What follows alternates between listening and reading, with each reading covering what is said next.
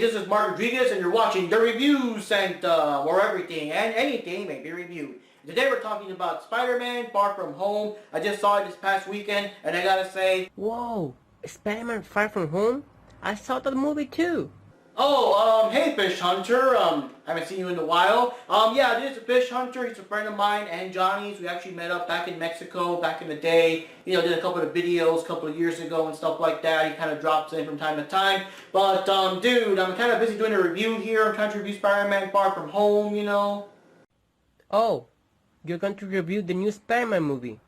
I want to be part of this. Yeah, sure, why not? We'll do it together. So it'll be a joint review, Mark Rodriguez and the Fish Hunter, talking about Spider-Man Far From Home. Do want to remind you guys, of course, there's some spoilers out there. If you guys haven't seen the movie just yet, be warned, there are spoilers. So if you guys are still watching past this point, it's on you. And, okay, to start the plot off, it basically takes place after Endgame. I guess a couple of weeks, months, I don't know. But it's after Endgame, and the rest of the world is, like, adjusting to the fact that all their mysterious loved ones that just vanished like 5 years ago in Infinity War are now like just back in their lives, and these people are all like the same age, they vanished, so now like everyone else they know is like 5 years older and stuff like that. It's kind of interesting. I kind of like how they went into that, like how like the rest of the world like reacts to that. And yeah, so basically right now, Peter Parker's class, he got like this world trip to Italy and France and whatever, and like his main concern is just to like not worry about being Spider-Man, not have like a lot of pressure and stuff, and just relax, enjoy his normal life, and enjoy his vacation without being Spider-Man or any other superhero things. But of course we got like things going on. We got these giant like monsters made out of like molten lava and water and wind and whatever. They're called elementals and stuff. And we got a brand new hero called Mysterio is going to go like stop them. And we got Nick Fury, we got Maria Hill involved. They're trying to contact Spider-Man and want his help as well. But again, Peter Parker wants none of that. It's like, yo, you got Mysterio, let him handle it. Or you got like, you know, there's other Avenger heroes out there, and let someone else do it. He just wants to do like his normal life. His main concern right now is trying to get like close to MJ from the last movie. I guess now he kind of likes her, trying to get with her during the trip. But of course, you know, we gotta save the world and stuff like that. But as fans comics know, Mysterio is revealed to be the real bad guy. He plans to make a big show that will kill many, many innocent people. And he also wants to kill Spider-Man and his close friends before they can tell anyone about his plans. Alright, for my thoughts on the movie, what can I say? It was a lot of fun. It was entertaining from beginning to end. I like the characters being established, you know, all the stuff going on, like they're mourning the loss of the heroes from Endgame, and the world adapted to the fact that, you know, people are older than they are or whatever. For the people that got snapped away and brought back, like how they got to readjust and everything, and, you know, Peter Parker trying to live his life. He has the pressure of, like, will he replace Tony Stark? Will he be the new Iron Man? And all this kind of stuff is pressure on him now, because what's going to happen without these heroes? And what's Spider-Man's big plan? And if there's ever another big alien invasion, what are you going to do now without the people that we lost at the end of Endgame? And all that kind of stuff just going around his head. And of course trying to get with MJ. I just like the characters, like Peter Parker, I like Ned, I like that Betty Grant girl that he ended up with for the movie. There's kind of extra humor there. I like Flash and it's just being a douche. And I like MJ. I like MJ's like sassy attitude. She's always either talking weird shit or just being sassy for the hell of it, and she's kind of entertaining. Now I know she's not Mary Jane Watson though. I know she's not. I know she's kind of like I guess an XP of her, like it's like instead of or whatever, but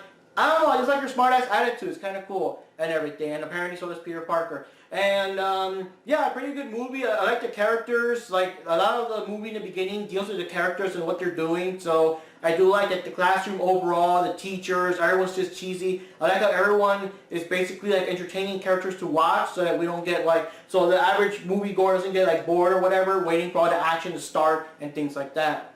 I really like this movie. It had very good special effects, and they really captured the essence of being a Spider-Man on his earlier adventures, when he's trying to live his normal student life and his responsibility of being a hero, along with everything else. Jack Gyllenhaal has a lot of charisma, and he really nailed it as Mysterio. And he turns evil thanks to Tony. But he was really a fraud, that would have been found out whenever a real threat will come.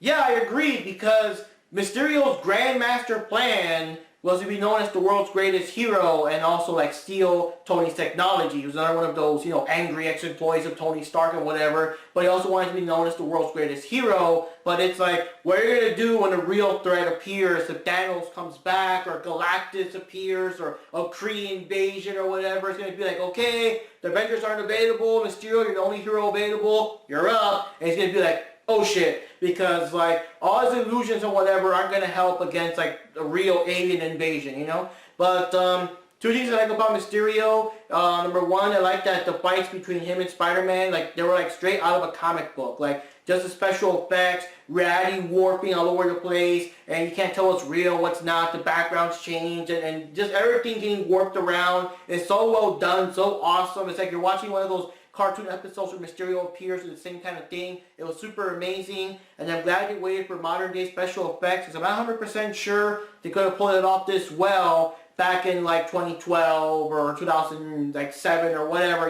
like I don't know, like it was good that they waited this long to pull it off correctly. And the second thing I like is that I'm glad that like we all knew Mysterio was going to be a bad guy. It's not like a big spoiler. I mean, he's one of the classic Spider-Man bad guys from his history. Like anyone who's ever seen a cartoon or whatever knows that he's one of the bad guys. So I'm glad that they gave him enough time to be bad. Like once he did like the big reveal and his evil plan, he had like his entire staff working with him and stuff. I'm glad that they gave him enough time for him to be douchey and be evil and do more things. He didn't just face Spider-Man once. It was like multiple times. And I also like that it wasn't like it wasn't like revealed like in the last 10 minutes of the movie and bam, just wrap it up. I'm glad I didn't do it that way. I'm glad that the movie had enough time to like establish him as a bad guy and have more things going on with Spider-Man facing him and having a rematch and stuff like that. So that was kind of cool. Some parts I didn't like was when Peter told MJ that he was Spider-Man, and she said she already knew. It was like, what? I also didn't like that part where that agent told Peter to take off his clothes, to put on his new costume, and she didn't even turn around. Come on, lady, I don't care if you are a trained spy, it's just a kid. I also didn't like the part that Flash is now some spoiled rich kid with a bunch of followers on Instagram. It's nothing like the comics. And what about the teachers with that messed up trip that was nothing like the plan? And they don't suspect anything? They just go along with it. Yeah, I also like the part that when Flash actually points it out, when he actually says like, hey, like this trip doesn't make sense or whatever, it's like everyone shuts him up. Everyone just shuts him up, and that's kind of funny. I like the movie. I think it was great.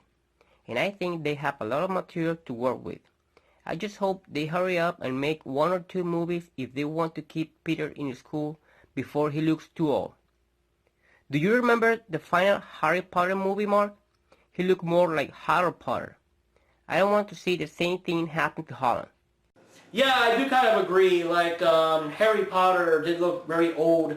He looked too old to be, like, in school anymore in those last couple of movies and everything. And, yeah, the Spider-Man movies, if they really do go on, like, for more and more movies to the point that Holland actually looks, like, older. Because he's actually 23. It's, like, 23 in real life, but he looks like a kid and everything. Once he starts looking more like an adult, I hope that they actually have Peter Parker like being an adult, which is something we haven't really seen too much in the movies except for Spider-Verse. That would be kind of cool. I'm sure they'll do that. I just gotta say, like, without spoiling the end credit scene, I hate to spoil those, I just gotta say, like, holy shit, what are you gonna do? Like, really, what are they gonna do? Like, I can't wait for Spider-Man 3 because it's like the way this one ended is like, what are they gonna do? Like, holy crap, man. Just holy shit. But, yeah, it's a good movie overall. It's super awesome. If you're a fan of the Marvel movies and the Tom Holland version of Spider-Man and the whole, like, Marvel Cinematic Universe, I see no reason why you would not like the movie. It's an awesome movie all along. Super cool. Worth checking out. If you haven't seen it yet, go check it out. So, yes, guys, this is Mark Rodriguez here. And this is the Fish Hunter. See you next time. And this has been the Review Sanctum, where everything and anything may be reviewed. See you next time.